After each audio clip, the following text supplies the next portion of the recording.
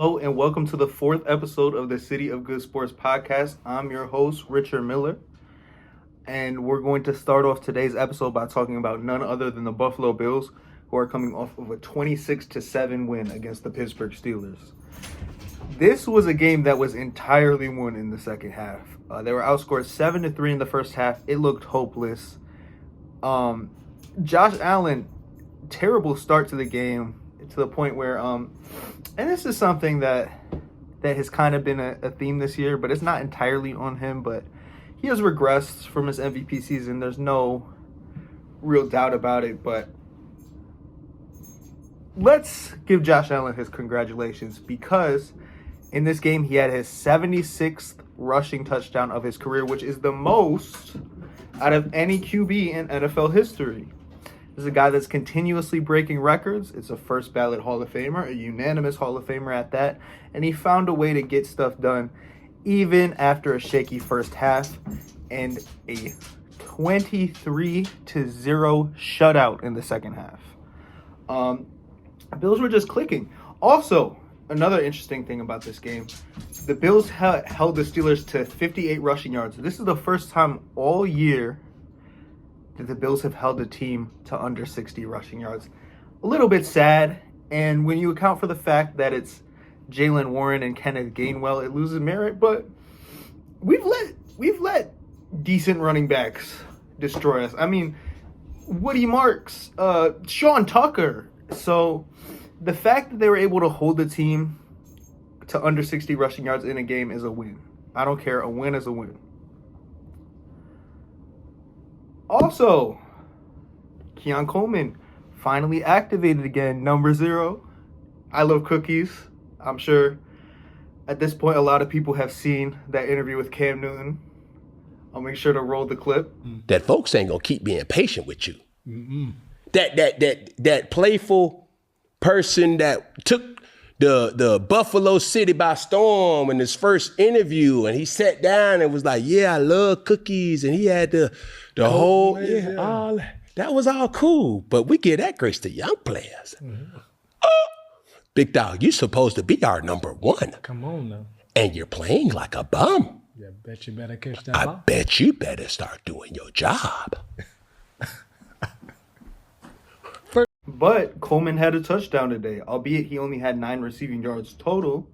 But I'm not going to shame him, because at the end of the day, this was a touchdown that was badly needed for morale purposes. After missing the last 2 games as a healthy scratch, for him to get back in his first game and get a touchdown, hopefully he will be more motivated. And he's not going to miss practices, because he's not good enough to miss practices. He's supposed to be the number 1 receiver, and we haven't had a number 1 receiver. Now, this is one thing that was brought up with Keon Coleman. If he's late to practices, they just have to tell him the different times. Like, let's say the practice is at 7:30, right? You have to tell him be there at 6 a.m. sharp. That's sometimes what you have to do with people that are always late to stuff. But there comes a point where accountability is key. And when you're a professional football player and you're supposed to be our number 1 receiver and you're making millions of dollars, you can't be showing up late to practice, and you can't play like a bum. You have to do your job, like Cam Newton said. So it will be interesting to see how Keon Coleman's season plays out in the remaining couple of weeks and how he performs in the playoffs, if we even make the playoffs. But I'm going to say when we make the playoffs. One thing about Coleman, though, is I don't know if he's meant to be a traditional outside guy, simply to the fact that he can't really create separation. He came into the draft as a jump ball receiver, and that's kind of what he has been for the most part.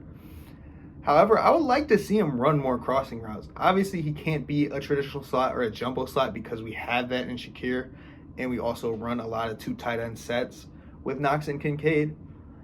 But Keon Coleman, his strength isn't going to come as a wideout. And I think we've seen enough of him at this point to know that. I would love to see them get a number 1, which brings me to my new hyperfixation. It's a little bit of a pipe dream. Is Justin Jefferson going to get tired of playing with 9? with J.J. McCarthy. He's a rookie quarterback. He's a very bad rookie quarterback. I like to give them grace sometimes, but it's one of the worst seasons ever. Okay? And Max Brosmer didn't look any better. He's having one of his worst seasons, and it's to none of his fault. He only had 4 receiving yards against the Seahawks, and he looks miserable. If Justin Jefferson were to ask for a trade, if he were to ask out, I'm willing to send the house for him. I don't care what it takes. If you could get Josh Allen, Justin Jefferson, they missed on the first opportunity to do it because they traded for the pick that became Jefferson for Stephon Diggs. Who's to say that the Bills would have drafted Jefferson? I think it should have been a pretty obvious choice if you saw him at LSU. But if we have the opportunity to do it again, I was the same way with Myles Garrett. If you have the opportunity to trade for a game changer like a Myles Garrett or a Justin Jefferson, you do it. You know, enough of these experimental signings. Like, Bills love acquiring, you know, past their prime players like Von Miller and Amari Cooper and recently Brandon Cooks, and act like that's going to make a huge difference when it really doesn't. The reason I excluded Joey Bosa from that list, Joey Bosa had a forced fumble on Sunday. And he's actually been playing pretty well this year. So I'm going to exclude Joey Bosa from that list. But nonetheless, the Bills aren't scared to take a chance on a guy that's a little past his prime. But they're scared to trade, to send the full house for someone who's in their prime. You know, it's been years since the Diggs trade, and you saw the difference that the Diggs trade made. As much as I would hate on the guy, listen, I have my opinions on Stephon Diggs. But going from having John Brown and Cole Beasley to having Stephon Diggs as your number one, you saw the jump Josh Allen made. You saw the jump the Bills made. It was extremely noticeable. If you have a chance to do that, whether it be on offense or defense, take your pick. I think they need to be a little bit bolder. I think they need to be in win now mode. You saw what the Colts did with Sauce Gardner. I'm not a huge fan of that trade, but that's a team that knows they're in win now mode and they want to acquire a superstar player and they're not afraid to trade for it. So, trade deadline's obviously passed, but it's something I would consider in the offseason, especially if we have a disappointing end of the year. But I don't know if we should have a disappointing end of the year because, and I haven't honestly talked about this podcast enough, about how weird the playoff picture looks, especially the AFC playoff picture. Right now we're the 7 seed. We have the same record as both the 6 and the 5 seed, which are the Colts and the Chargers. Jaguars took the lead of the AFC South. We're set to play in a 7 versus 2 matchup against the Broncos, which is the reverse of last year's playoff matchup. Broncos defense looks incredible, but they're less experienced than the Bills. They already lost to the Bills last year. They have a much worse quarterback than the Bills. Regardless of how you feel about Bo Nix, I think I'm very neutral on Bo Nix. I think he's shown flashes, but I think he has a ceiling, and that ceiling is much lower than Josh Allen. So I think we could comfortably beat the Broncos. I think we could even beat the Patriots. I think we could beat the Colts. I think Jonathan Taylor could run all over us. But I think we should be able to beat all these unexperienced teams in the playoffs. Especially if the Chiefs miss. If the Chiefs miss the playoffs, the AFC should be wide open for us. And I think anything less of a Super Bowl performance, especially, even if they're in it, because guess what? They're having a bad year this year. They're having a down year. So even if we lose to the Chiefs, I'm going to go as far as to say anything less of a Super Bowl appearance. Obviously, the Super Bowl win is ideal. Anything less than a Super Bowl appearance, I'm considering a failure for the Bills. And honestly, the team I'm most scared of, even though we beat them last year, even though we had that huge comeback win against them this year, is the Ravens, because the Ravens are the most experienced team. They have the scariest run game. And now, but the Ravens have showed flaws. which brings me to my next segment is our next week's game against the Cincinnati Bengals. Bengals looked good on Thanksgiving.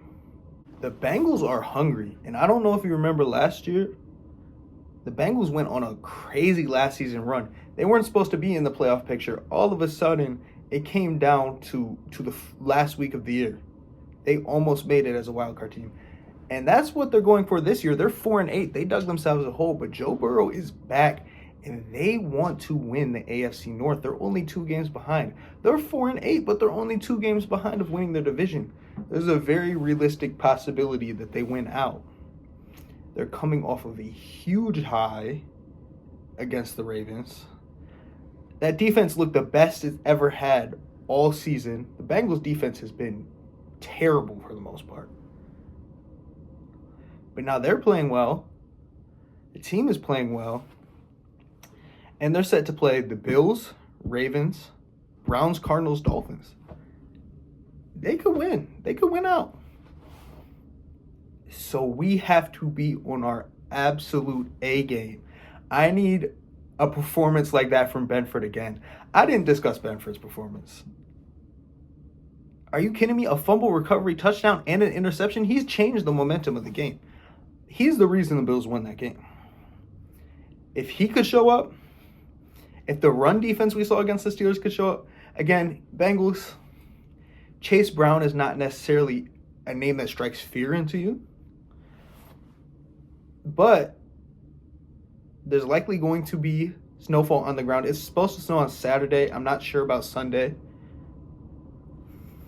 There is going to be a wind factor. So the running game will probably be in effect. The run defense will be tested after coming off of their best performance of the year. Joe Burrow will test our pass defense. So the defense needs to be on their absolute A game. It comes down to the defense. Now, but the Bengals defense looks hungry too. This terrible defense, this defense that had the 2 worst rated PFF linebackers in the league, looked dominant against the Ravens. Ravens were turning the ball over left and right. In a way, the Ravens were beating themselves. But let's not discount what Cincinnati did on Thanksgiving. Let's not discount that this team is dug themselves a hole and is hungry to go back into the playoffs, doing whatever it takes. I'm nervous for Sunday's game because guess what? The Bills are at 7 right now. The Texans have been winning, and the Texans are only 1 game behind us and have the tiebreaker. And this would be Roger Goodell's worst nightmare if the Ravens, Bills, and Chiefs all miss the playoffs. I mean, parity is cool and all, but as I said, it's just a weird year for the playoff picture. Beyond the Bengals game, Patriots are 11-2. Could you believe that? Can you believe that we let the Patriots take over the division? And all the Patriots fans are like, oh, well, we needed this. We haven't been good in so long. It's so annoying. It's so infuriating. I can't wait. I hope we play the Patriots in the playoffs, and I hope we beat the brakes off of them. Because now, after the Panthers beat the Rams, Stafford had 2 interceptions. People are saying Drake May is the MVP frontrunner. Patriots are running away with the division. They're likely going to be the 1 seed in the AFC. They're likely going to get that bye. I think, if not, they're going to be a 2 seed or a 3 seed and potentially match up with the Bills in the wild card matchup. And we still have a chance to get revenge on them. I'm ready for the Patriots. I'm ready for the Bengals. I'm ready for everyone. And I hope the team feels the same way. For my second segment of the day, I want to talk a little bit about college basketball. So I've obviously covered Damon a lot on this channel. I've talked to Coach Mike McDonald. And Damon is still undefeated as of right now. And there's another team that's undefeated. The UB Bulls are 7-0 as of right now. They're being led by guard Daniel Freitag. This is a guy who's averaging over 20 a year. A lot of times you see guys transfer up from the mid-majors to to the big conference schools. He's a guy that transferred down. He wasn't getting a lot of minutes at Wisconsin. He came to UB, and he has been incredible. He's been one of the best guards in the country, one of the best guards in the MAC, and UB is the best team in the MAC.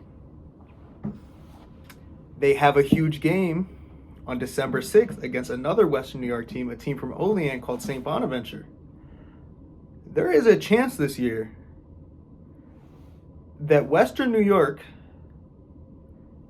gets 2 tournament teams as well as a D2 champion. I expect Syracuse to be around the bubble too. They've had some tough battles. Syracuse has played a lot of ranked teams so far. So they're not quite where they need to be, but they've shown a lot of promise. Going back to UB versus St. Bonaventure, this should be an incredible game. St. Bonaventure, led by President of Basketball Operations, Adrian Wojnarowski, as in Wojbomb. That's where he's been now. That's what he's been up to since he quit his job being the Wojbomb guy. He's invested into St. Bonaventure's basketball program, and it's working. There's this incredible story of this guy, Joe Grahovich, who started his high school career at 5'7", didn't play much high school ball at all, honestly lost interest in basketball as a sport. When you hear that, it sounds concerning, but he had a growth spurt, and he's now 6'10". He was discovered playing at 24 Hour Fitness. This was a guy that was heavily scouted by Wojnarowski. Wojnarowski was very invested in his story, and now he's starting and being very effective for the Bonnie's team. Also, in building the Bonnie's team, they've gotten some guys from Italy, some overseas guys. But their best player, Frank Mitchell, their big man, who's averaging a double-double on the year, a little over 16 and 10, actually came from Canisius. He went from Canisius to Minnesota to Bonnie's.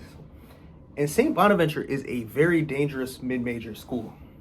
The A-10 is probably a multiple bid conference, so there's no telling if they'll win their conference tournament. However, they could be a dangerous team. They most likely will be somewhere in like the 8 to 11 seed range. But they are a team that could do damage in the tournament. And this game against UB should be a great game. It's happening on Saturday at Alumni Arena at 2 p.m.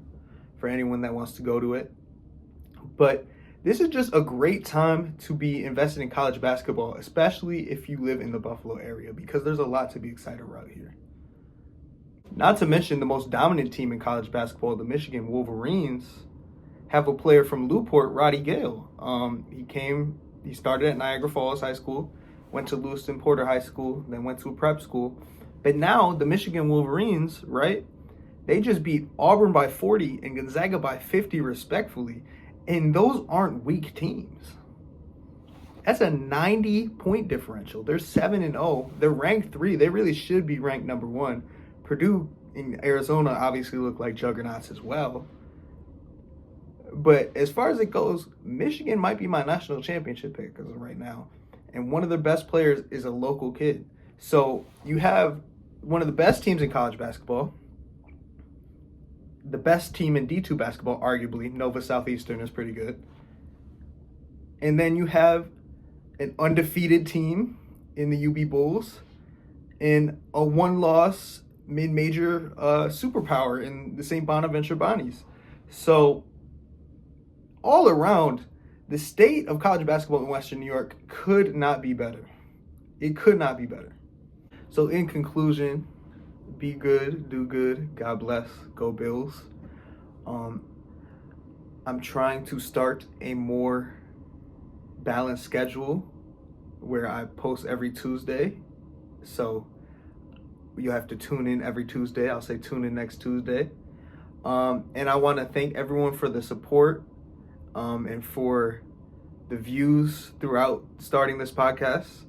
And if anyone has any recommendations for people I should interview, whether it be players, coaches, media personalities, that would be greatly appreciated. With that, the 4th episode of the City of Good Sports podcast is complete. I'm Richard Miller.